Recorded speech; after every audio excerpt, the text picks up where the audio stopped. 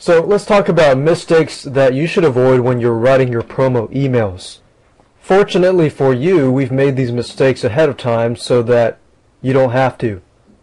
So make sure that you follow these guidelines and make sure that you avoid these few things that we're about to tell you so that you can keep focus on writing good emails and creating a responsive list. So the first thing I want to talk about is forgetting the purpose. A lot of times when you write your promo emails, you tend to lose sight of the purpose, or you lose sight of the objective.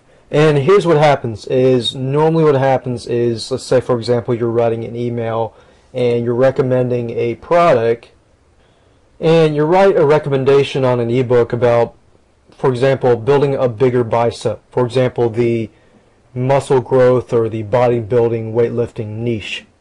And of course when you're writing it, you write the subject line and you write the opening, and it all has to do specifically with that ebook or how you can tips to build a bigger bicep.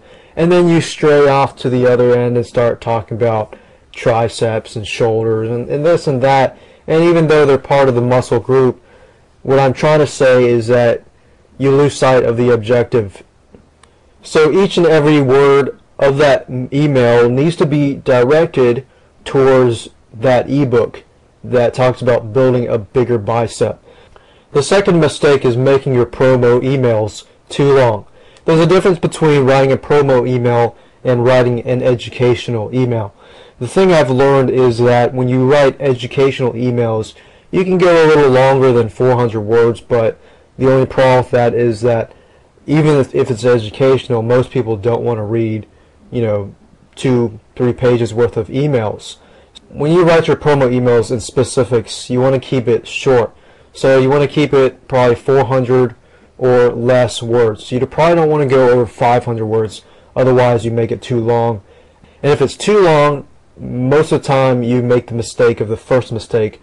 You lose sight of the objective and you start writing about other things and people get sidetracked. So you want to get people focused on that one purpose and keep it short.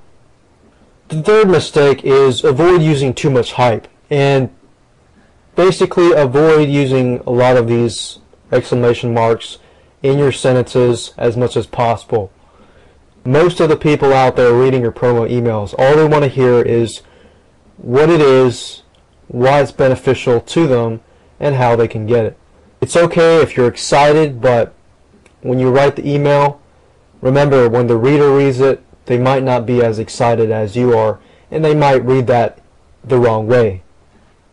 And of course that brings us to the next mistake, is to avoid using weak subject lines. The first thing anybody reads is the headline.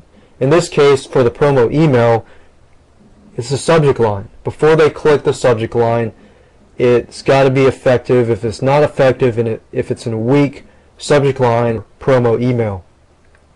So you basically want a subject line that will incite curiosity, and actually I'll talk to you more about creating strong subject lines in the next video.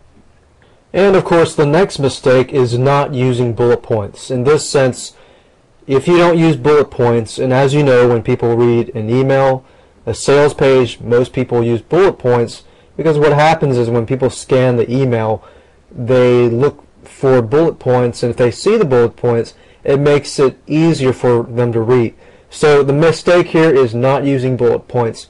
When you do that, it makes it easier to read. The easier it is to read, better they will know the objective, and they will understand what it is you're selling or what it is that you are recommending to them. And of course the next mistake is treating your list like a bunch of email addresses. When you forget that your email list is a bunch of people, and you begin to treat them like, hey, buy this. And of course you're not feeding them content and you're not feeding them valuable information. Eventually what happens is your list begins to not respond to you, and your list becomes a diluted list. And the last mistake I would like to talk about is the PS line.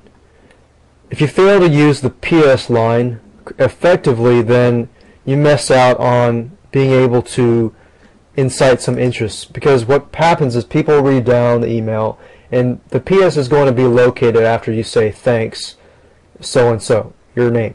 And then you put PS blah blah blah.